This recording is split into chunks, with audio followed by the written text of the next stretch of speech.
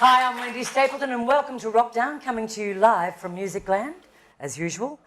Tonight, our very special guest came over to Melbourne as a young lad in 1975 from Adelaide. And once they hit Melbourne, there was no going back. The lead singer from Stars, and now the son of Wrokdown, because he's the only boy that's game enough to work with a whole lot of mad women. Would you please welcome Mr. Mick Pealing? Wendy? Thank you. Now, I have to say that you are the son of Wrokdown, being the only boy in the whole program. That's right. I never thought of it that way, but yes. Didn't you? You're right. Never tempted to sort of dress up at... No, I'm only joking. No. Okay, let's start off with your radio shows that you do for Wrokdown. Yes. On 96.5 Inner FM. 7 till 9? 7 till 9 every Thursday morning, which is a great hour of the day. Quite used to it now because I've been doing it for a good 2 or so years. Where do you get your inspiration and the material that you decided to play on Wrokdown? It's just a... Basically, I do get music from our producer, of course. But you ignore her totally. Not exactly, but I keep my ears open and you know, for new releases and stuff, and make sure it's fairly current, but not sort of obvious stuff. Because of course the whole point of the program really is to give people a go who wouldn't necessarily get airplay. This show's all about that. Yeah, I mean, it's all about... There's a lot of new releases that you're not going to hear anywhere else that we play on Wrokdown. That's exactly right. So Anita sends some selections through, you choose some. Do you tend to go for one style of... Not really, no. I mean, I really like a little bit of hard rock, and I also like country music, so I sneak a bit of that in there as well. You also do another program. Every second Wednesday on the same station, 96.5. And what is that format? It's well, the show's called Midweek Country, so that pretty much says it all. Says it all? Yeah. I mean, it's a bit of straight country, but it's also country rock as well. And I mean, it falls under a big sort of umbrella, you know, like there's the Americana sort of side of it, and there's the Australiana side of it as well, you know. And so is it sort of similar format in as much as it's obviously music that's not going to get programmed exactly right. on commercial radio? Exactly right. These days I have a lot of the record companies sending me in their country releases. So, you know. Have you got a good CD collection? Yeah, quite good. I mean, there's a lot of stuff I haven't had time to listen to, you know, but some really good stuff sneaks in through there, and that's mainly Australian stuff, which is great. You know. How is the Australian country rock scene at the moment? There's some great bands. There's a couple of really good bands in Melbourne. There's one bluegrass band, and God, I'm not going to remember their name, but it'll come back. Yeah, they just did Tamworth, and they're a fabulous Mustard Courage. Mustard Courage. Mustard Courage, and they're a wonderful band. You know. It was sort of always a little bit hard for bands from Melbourne to break into the country scene, especially up in Tamworth. It seemed to be very northern New South Wales or Queensland. Initially, I'd say, but I mean, the Tamworth thing is now becoming a lot like the you know, the Melbourne Blues Festival or the Sydney Blues Festival, or even the Byron Bay Blues Festival. It's becoming a bit more sort of worldwide now. Yeah. Where did your love of country rock come from? You know, Andy Durant actually, he was the songwriter in Stars, who passed away tragically in 1980. He brought a lot of the country style into the band, and he was listening to people like Jerry Jeff Walker and the band, and people like that. So I guess a lot of my love of country came from him, basically. From Andy? Yeah. Of course, speaking of Andy Durant, when we go back, was it 30 years? Did you say 30 years since Andy? 1980. 1980. Of course, the Andy Durant was it tribute? Wasn't a benefit, it was a tribute and a live recording. Oh, the memorial concert? The Yeah, memorial yeah, concert yeah. was probably one of the big It was landmarks in music history. It was one of the first of its kind in Australia, and I mean you look at the lineup of that show and it's like all, you know, the cream of the crop from that time, but also if you look at it, all those people are still working today. Yes. A little bit later in the show we're going to be talking about, well, Andy Durant's songs, because you are going... I'm bringing them back. In the meantime, we're going to play a new clip from a band called the Weeping Willows. They're an indie Melbourne band. Right. Have you seen them? I have not. Well... I have heard a little bit about them. I'm looking forward to seeing this. Great band. So this is a clip from the Weeping Willows. This is called Down Below. Have a look at this.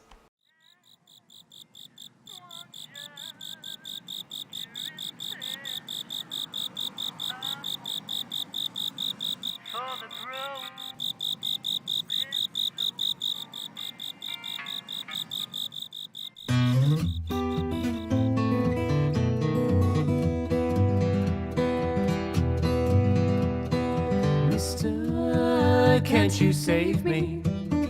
The night is gonna get me. I'm sorry I didn't walk the line. I'm sorry I didn't tell you. I'm going down below. I'm going down below. St. Peter ain't gonna save me now.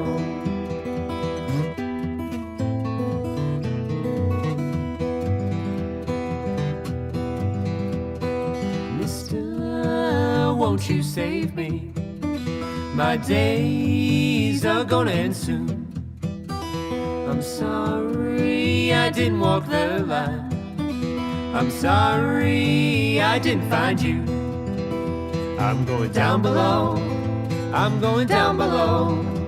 St. Peter ain't gonna save me now.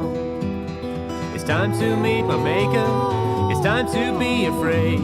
You sleep in the bed you made. My future's gonna be down below.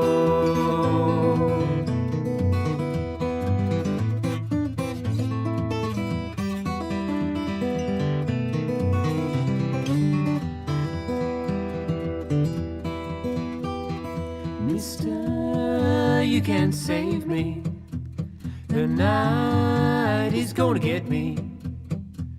I'm sorry I didn't walk the line. I'm sorry I couldn't face you. I'm going down below. I'm going down below. St. Peter ain't gonna save me now. I'm going down below. I'm going down below. St. Peter ain't gonna save me. St. Peter ain't gonna save me. The Lord ain't gonna save me now.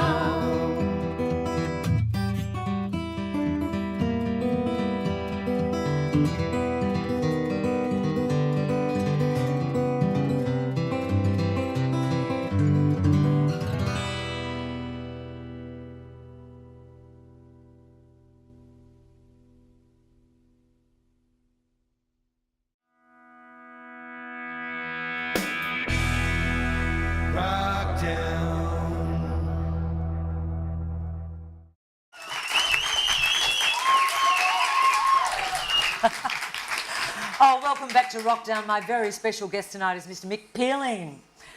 Woo! DJ extraordinaire. Actually, you're very, very busy in the radio department these days, aren't you? I know, it's, I don't know why. Did you ever envisage that happening? I've actually dreamed about it a couple of times over the years, and it's finally come true. Amazing. Yeah, it's good. I really love it. Yeah, yeah. It's fabulous that, and also the fabulous thing is being a muso too, and being able to actually help expose music. That's right, and it's kind of a pleasure, sort of displaying your taste as well. You know, Yeah. You know what I mean? It's almost like you know, choosing songs to play on stage. Okay, let's talk about your live gigs, because you are actually going out on tour, and I don't know how to describe it, but the Stars are actually reforming, or is that no? incorrect? The Stars aren't reforming, but although that's not to say that that couldn't happen in the future. But this is basically the Mick Pealing band with some very fine musicians. We've already done this a couple of times at the Flying Saucer Club. A couple of great nights, although I did get sick and we had to postpone it for a week, but we won't go into that. Don't go into that. And they're both great nights. Both shows were sold out. So how is it advertised? It's called the Mick Pealing Band performing the songs of Andy Durant and Stars. And it's basically everything that Stars recorded, and songs from the Andy Durant Memorial Concert as well. Who's in the band? Mark Tonelli, who's here tonight somewhere, on guitar.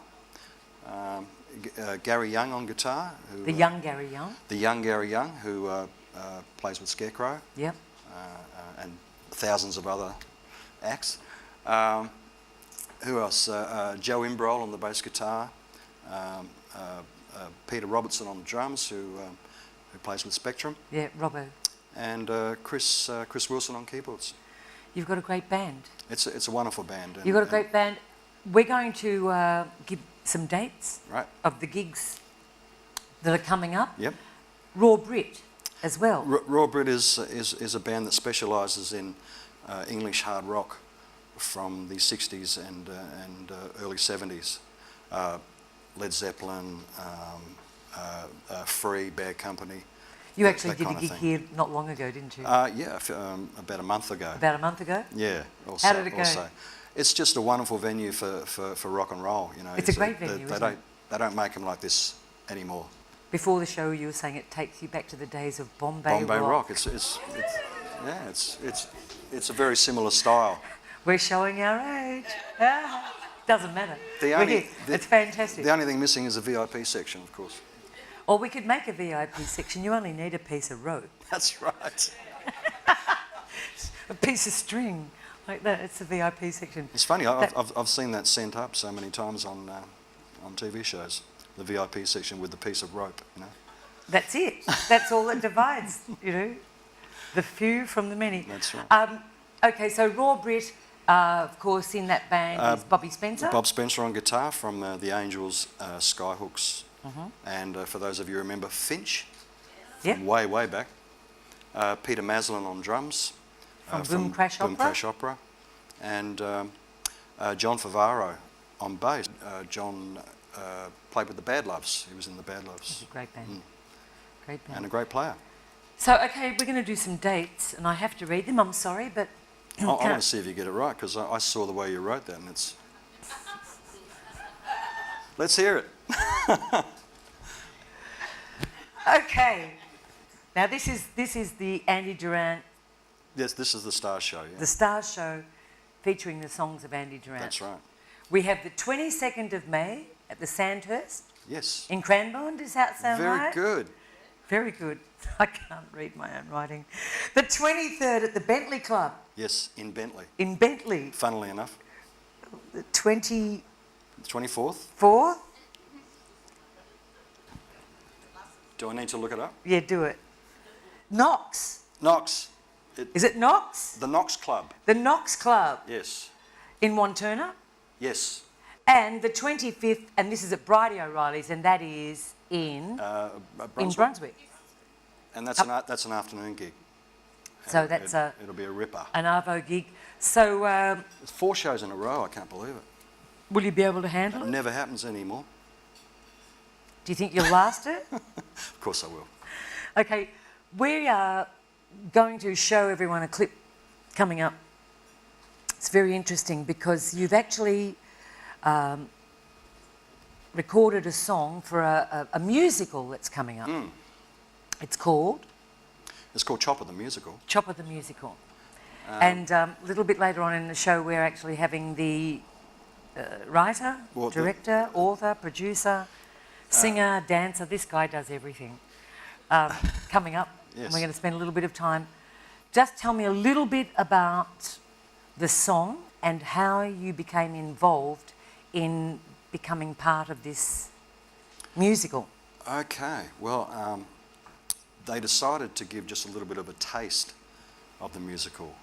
So they had 4 or 5 songs finished.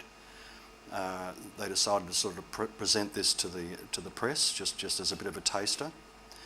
They approached me to sing the part of Chopper, not actually play the part of Chopper because I don't look a damn thing like him. You know. The song is? It's called You Were the One, and it's a wonderful song. Mick Pealing, top of the musical. I love you tomorrow like I've loved you today.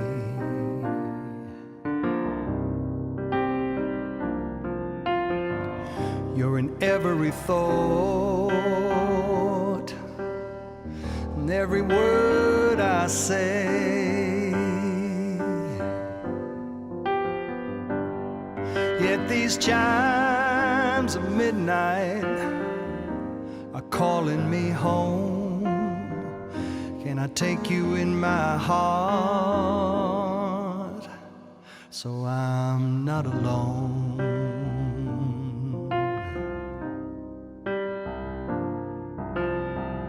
Now there's a rebel moon that haunts my gypsy soul.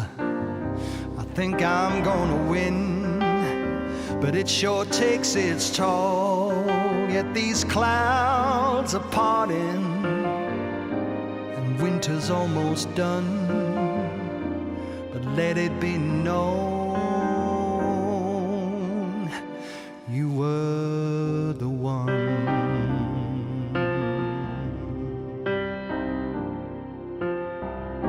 Sticks and stones have broken my bones, and words have always harmed me.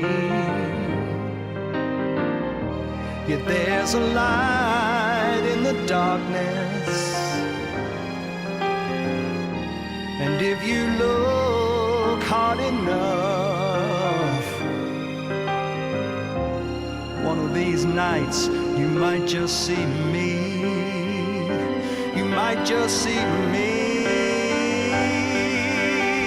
There is a crazy man who answers to my name, and he is always there to play his crazy game.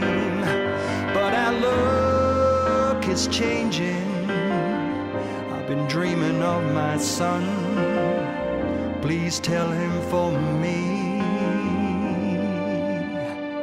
you were the one.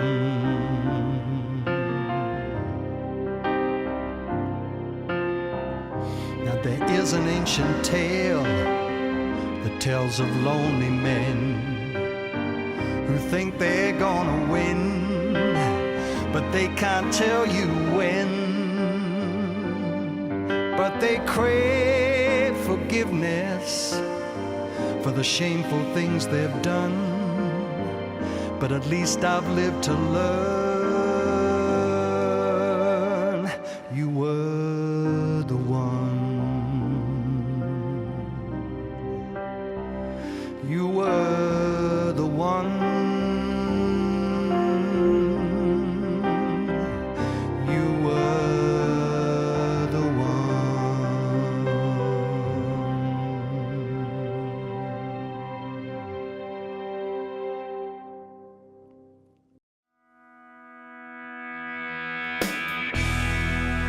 Wrokdown.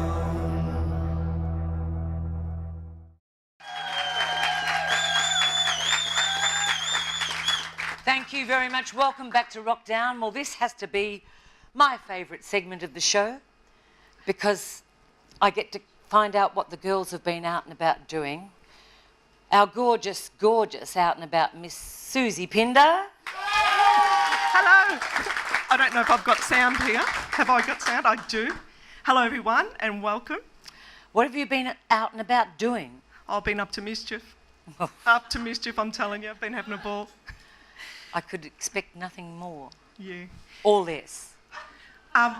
We're at a gig on the weekend, which was fabulous, Rockberry Jam gig that we've got some great interviews for another show, but a local footy club putting on a gig to raise money. They put up 100k of their own money to put on this gig that had choir boys and 1927 and Dragons. So they're coming up on the show. It was an amazing gig. Okay, so tell me what you've been up to, and the interview that we've got tonight is with Don Walker, Cold Chisel. Now, that was living the dream. Hey, Don. Hi, Soozie. How are you going? Real good to see you, eh? You too, yes. So your dad was a farmer, wasn't he? And Mum a school teacher? That's correct, yeah. Yeah. Mum's idea to get you those piano lessons? It was her idea, yep. And thanks to Bob Menzies, she bought us a piano. Piano? Yeah. And you had to ride with your brother? On your bikes? On our little bikes, yes, a couple of farms away, and take our piano lessons every Saturday morning. And then we could be slack for the rest of the weekend. It sounded like punishment, having to do the piano lessons. It felt like punishment, yes. Wasn't a bad idea, though. Paid off in the long run. In the long run, it was a positive thing. Yeah. You've written some of the most amazing songs, and I read, and we've spoke before because we spoke on air on the radio station, 88.3 Southern FM, we interviewed you. And some of the songs that you've written, like K-San, everyone wants to know, there's a lot more to you than Cold Chisel, and that's what we're going to demonstrate tonight. But I read that you experienced a lot of stuff, and a lot of the songs are from stuff that you've experienced or seen. Is that an accurate assessment? Well, that's where it must come from, because I don't have much of a record collection, and I don't listen to a lot of music. If I listen to music, it's old stuff. So I guess a lot of the music I write comes from old stuff, but the lyrics must come from life. I don't read much either. You don't? No. Read the paper every day, that's all. Now, people may or may not know that you have a degree in physics. Yes. And that before you were writing all these amazing songs, you worked on F111s or the airflow. Now, tell me what that means. Well, I should preamble and say this is 40 years ago, and I know very little about this stuff now. But when you have a bomb release system for the bombs on the wing of a plane, and this plane's going very fast, so air's flowing over this bomb release system, and when it zots off the bomb, all sorts of stuff happens with those airflows, and you can mathematically model that. And once you've mathematically modelled it, you can figure out what's going wrong if something goes wrong. How did it come to be that you chose music and you went on to be one of the greatest songwriters to ever come out of Australia? How did that happen? I don't know, Soozie. And is that what happened? Oh, I believe that's what happened, and there's a lot of people out there that believe that. Yeah. Now, you're an author too. You wrote a book called Shots. That's right. Tell us about that, because we discussed having a little bit of anxiety about releasing our work as authors. Yes. Well, I kind of accidentally accumulated this book over quite a few years, and then I realised it was a book, and there was a guy who I understand is going to be here in the audience tonight, who's a friend of mine who's from the book world, and he's a publisher, and he was always after me for a book, so I signed up. And then there was that terrifying point, always thinking, as I worked on it and we worked through the editing and everything, well, you can always back out. But then there's that terrifying moment where it's too late for that, and they're actually sending it into printers, and you realise that this stuff that you've been playing with, people are actually going to be able to read it in the general public. And so there was a terrifying Christmas for me, where over the whole Christmas holidays, it was, I was pretty insecure about it. It's pretty horrifying, isn't it? It You is, can't yeah. it's a freight train with the That's brakes that aren't going to work. That's right. Freight train has left. Yeah, it's left. Maybe that's just a first book thing. I remember I had the same feeling when the first Cold Chisel album was coming out. You know, well, people are going to hear this stuff and they're going to figure out what the words are and what if it's no good. And but those nerves go with albums after an album or two. So maybe the nerves are going to go. If I tried another book, it wouldn't be the same. We're really glad to have you here. But before we go, Yep. you promised me something. You were going to teach me the Halle Gully. I haven't forgotten. All right. We can do it? Okay. I'll tell you why, because... On camera? Yeah. Okay. But this will finish up on YouTube. Yeah, it's going to be on Wrokdown TV. Is it? I taught Ian Moss how to do the Sharpie dance here. So you now have to take one for the team and teach me how to do the Halle Gully.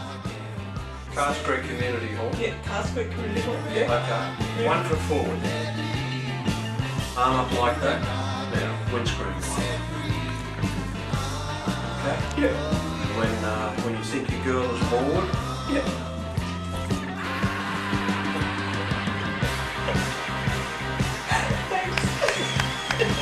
A degree in physics. He has a love affair with mathematics, which I do, because I see how it engages young people. We had a ball, and I've published a few books, and we talked about that because it's terrifying when you release your first book. The night before, I lied under the shower and thought, people are going to read it. And he went through the same with his first Cold Chisel album. You can't imagine, but an interesting fellow, the most interesting man that you could spend time But with. isn't it a shock? Is anyone in the audience surprised at how sort of not introverted. He's very shy. But really shy, and the last person that you would imagine hanging out with Jimmy Barnes. And just the year before he wrote the first Cold Chisel album, he was working on F111s, doing the airflow. That is just crazy to think that, will I go join a rock band? Will I write a few songs? And he's just an amazing man. He's just delightful.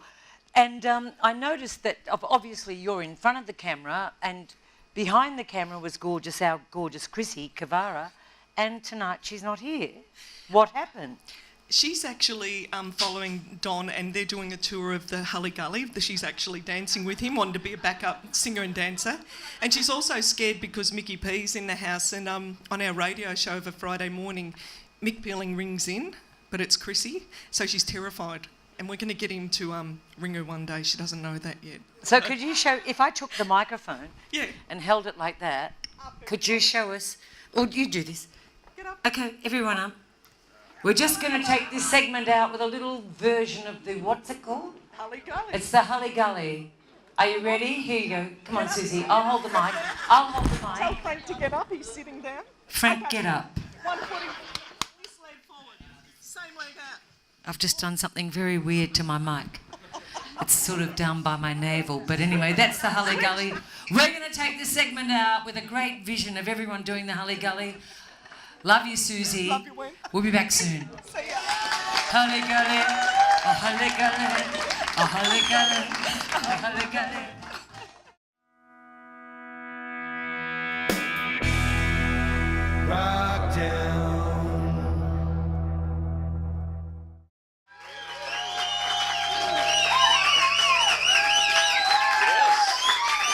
Thank you. Welcome back to Wrokdown. Well, my next guest was absolutely born to be in showbiz. As a matter of fact, we met when we were kids in the theatre. We did. Producer, film director, songwriter, poet, you name it. Would you please welcome the wonderful Mr. Frank Howson. Hello, thank you, darling. Thank you. Thank you. And when I say that we were born into it, or you were, we actually met when we were kids. We were, in fact, I think we were probably first boyfriend and girlfriend. And I remember taking Wendy to Luna Park on our first date, our only date. The only date we'd had up till that time. And Was with our I took her mums. on with our mums, they were our chaperones. And I took Wendy on the river caves, and I've always said to Wendy, if I'd known what to do, she'd have been in trouble. But I didn't know. I thought holding hands was it. I didn't know what to do. Seriously, Yeah. you were born to be in showbiz.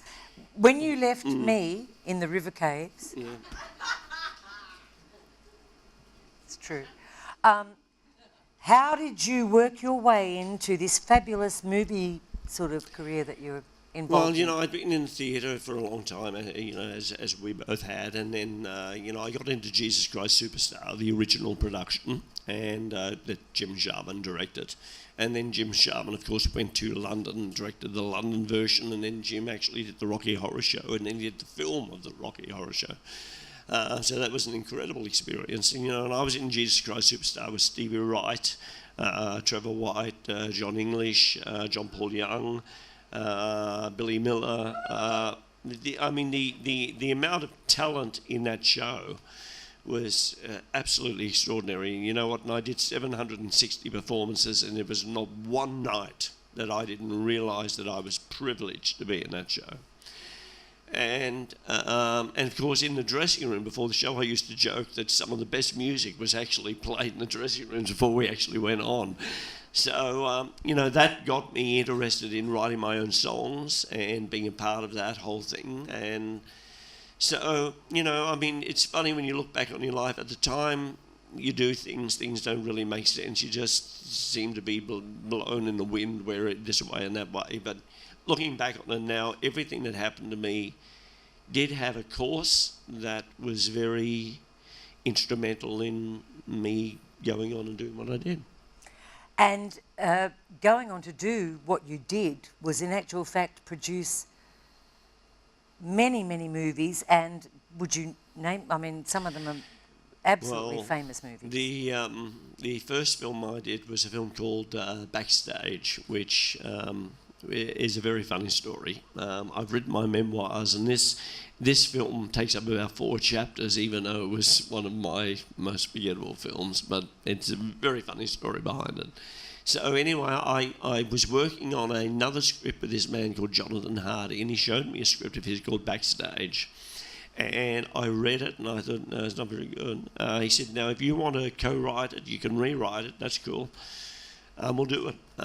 So I took the script, and I went to LA, and I'm in LA, and I've read the script on the plane, and I turn on MTV, and there's Laura Branigan, who at that point is the hottest female actor in the world. And she did this clip, and she was quite funny, and, you know, she showed an acting side to herself, and I thought she'd be terrific in this. If we just changed the story and she was some pop singer trying to be a serious actress, this could be a really... So anyway, I rewrote the script. I phoned Laura's manager. I phoned Atlantic Records. You know, the thing about youth is you have a lot of confidence, or a lot of chutzpah. So anyway, I phoned Atlantic Records, said, listen, I'm a producer from Australia, and I have this script, and I think Laura Branigan would be perfect for it. But you have done some amazing movies. Then I went on to do Boulevard of Broken Dreams, which is a film with that I John did. Waters? Yes, which I did have total control. And I'm very pleased to say that John Waters, it's the only time he's ever won the Best Actor Award at the AFIs. We were nominated for 7 AFI awards, including Best Film. Kim Gingell won the Best Supporting Actor Award. And the interesting thing is that the casting agent said to me, when I said I want John Waters and Kim Gingell for these parts, the casting agent said to me, oh, Frank, you can't cast these two. It's going to kill your film. Well, I was very pleased when, you know, the AFI Awards came out and they both won the award. Chopper, the musical. Yes. Tell us about that. What are we looking at? I say about this musical, it's the antithesis of Breaking Bad. Here is a man who started in darkness for reasons, which we will go into in the musical, and he actually ascended into light. Because a lot of people would say, why are we celebrating someone who supposedly murdered 4 people? Why are we doing all of this? I wouldn't be interested in doing a show if in any great work of art or in any great movie, whatever, you have to take people on an emotional journey.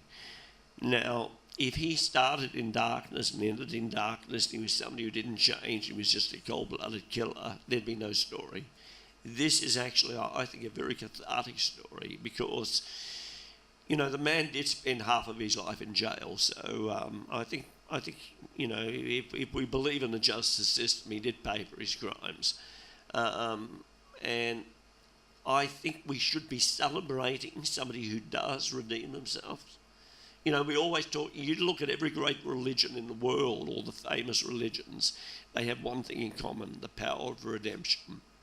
Now, the judicial system breaks down if, okay, a man does his time, a man redeems himself, a man comes out and says, you know what, I'm not going to do that anymore.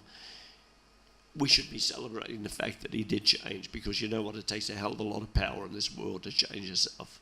And you actually did get to know him quite well, and you Yeah. believe that he actually really... Oh, I know that.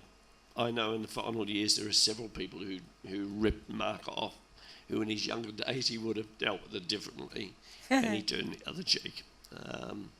He was very loving, and you know what? I've worked with a lot of people in this industry, and I lived in Hollywood for 9 years, and I worked with a lot of very funny people in Hollywood. But Mark was probably the funniest man I've ever met. He would say a line that would just devastate you. I feel, in a lot of ways, I feel sorry for him, because if you understand his upbringing, I mean, nobody's born. I don't think anyone's born bad. I don't think anyone's born prejudiced. As Oscar Hammerstein wrote that wonderful song, you have to be carefully taught in order to become prejudiced. You have to be taught to become somebody who has no feeling for other people.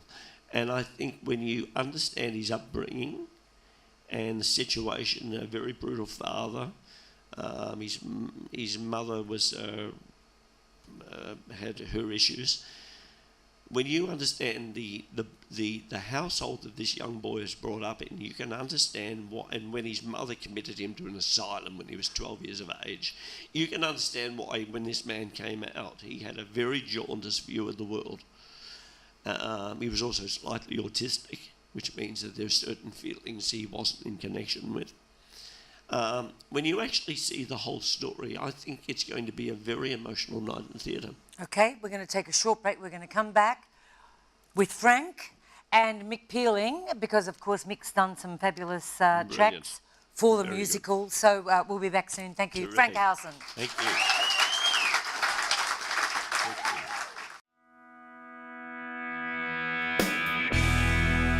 Wrokdown.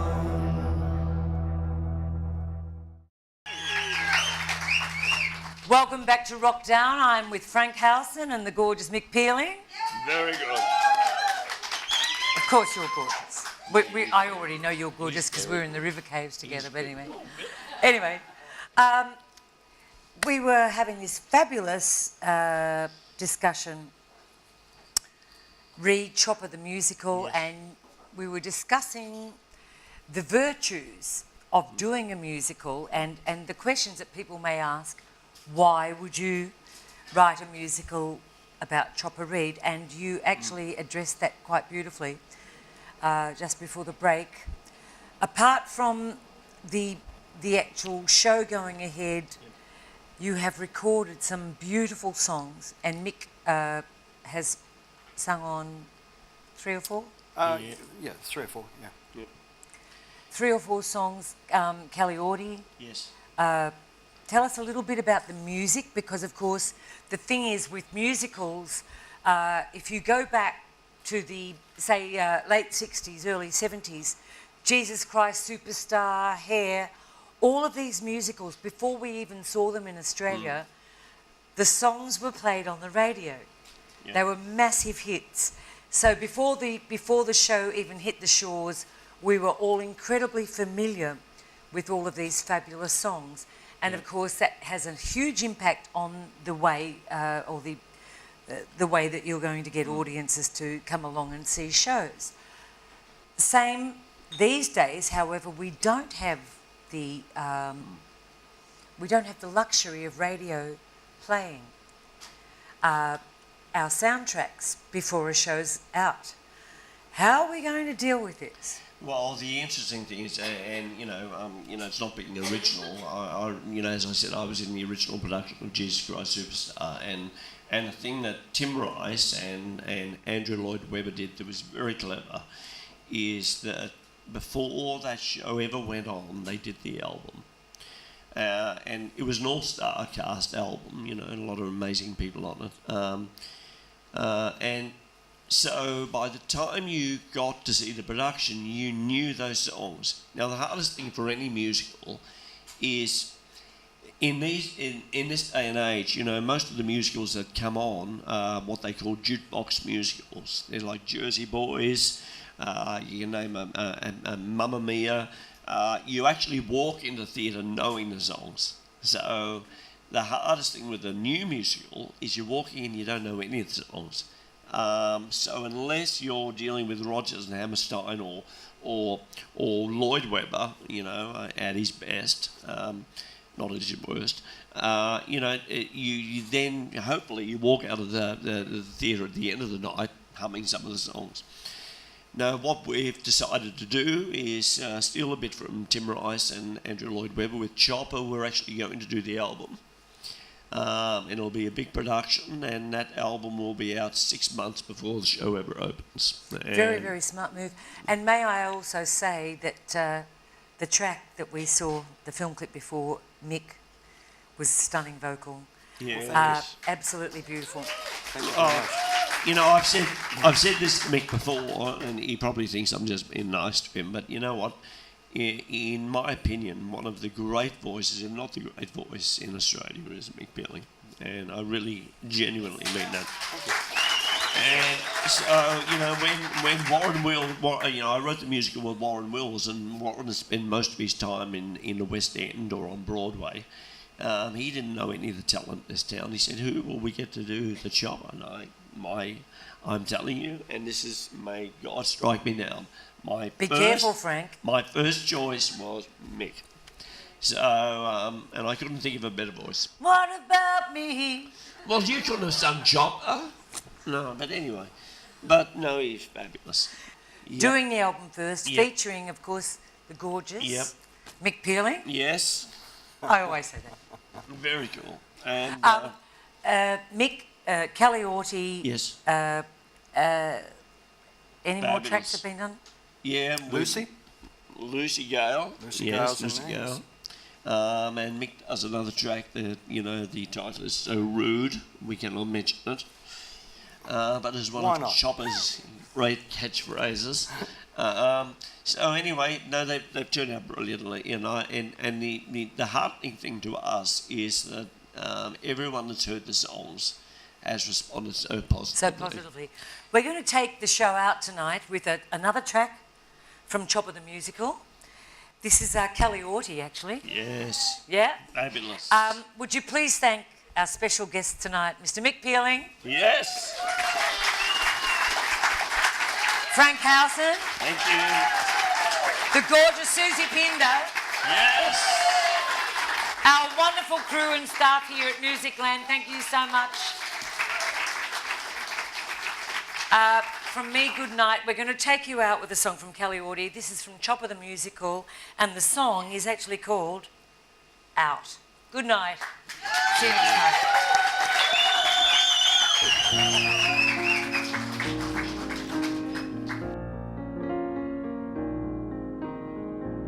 This country's gone mad, means nothing to you.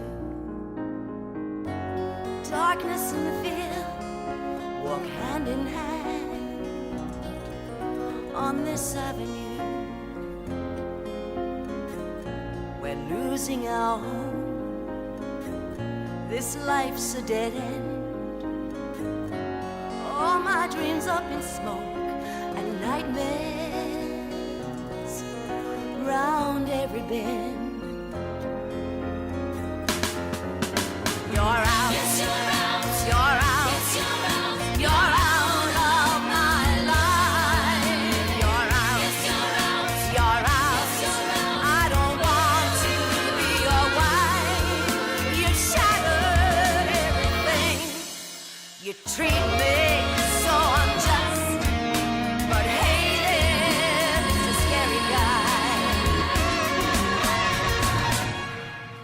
you've broken all my trust.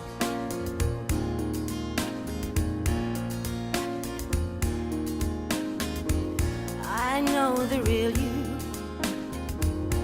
what others don't see. Heartless and cold, that's what you want us all to believe. Running away from who you could be. Haven't you had enough? Well, I have. I'm saving me. I'm out. Yes, you're out. I'm out. Yes, you're out. I'm out of your life. I'm out. Yes, you're out. I'm out. Yes, you're out. I don't want to live this life. You mistrust everyone. You hurt me when you lie. But get this, let me spell it out. I'm saying goodbye.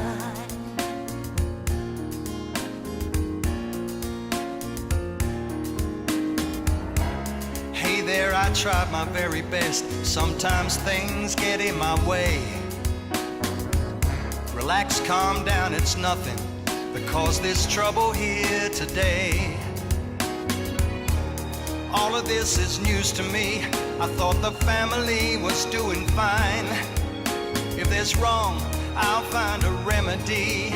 Just give me a little more time. You're out. Yes, you're out. You're out. Yes, you're out. You're out of the zone. You're out. Yes, you're out. You're out. Yes, you're out. Together I feel alone. You got me running scared. A fast track straight to hell. So here is Mr. Scary Guy. I'm saying farewell. Are you out? Yes, you're out. You're out of my life. Yes, you're out. Are you out? I resign. I resign. It's not just you and I. Your family cares a lot. But yeah, Mr. Scary Guy, you know I'm saying, you know I'm saying, you know I'm saying goodbye.